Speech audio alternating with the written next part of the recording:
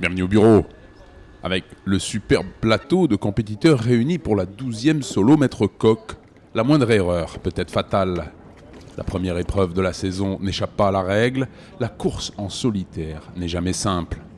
Le départ, donné dans un régime anticyclonique, sonne comme un casse-tête pour des figaristes déjà très affûtés. C'est vraiment se remettre dans le rythme, 2 jours sans dormir, et puis surtout se comparer en vitesse avec les meilleurs de la flotte. Le sport est parfois bien cruel, et la voile encore plus. En Figaro, dominer les 3/4 de la course n'est pas forcément synonyme de victoire. Yann Eliès gère tous les pièges du premier tour à la perfection et prend très rapidement le commandement de la flotte. Mais un dernier empannage légèrement tardif lui sera fatal.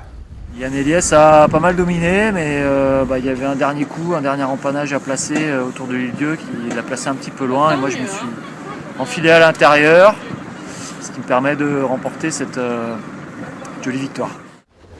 Sans doute un peu trop gourmand selon ses propres termes, Yann devra analyser une erreur qu'il fait échouer au pied du podium. Après 44 heures d'un parcours de 270 000 autour des îles de Ré et Dieu, c'est au petit matin que les premiers concurrents en terminent. Opportuniste, Jérémy Bayou, toujours placé dans le paquet de tête, remporte la timbale. Ouais, écoute, c'est une super victoire, c'était très intense. On était à la lutte, il y a 4 bateaux qui étaient aux avant-postes quasiment pendant tout.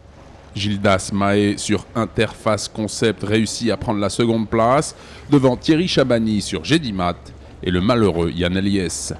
Jérém réalise sans trucage une course exemplaire et ne cache pas son soulagement de s'imposer sur l'épreuve de son partenaire principal. Ce n'est pas truqué.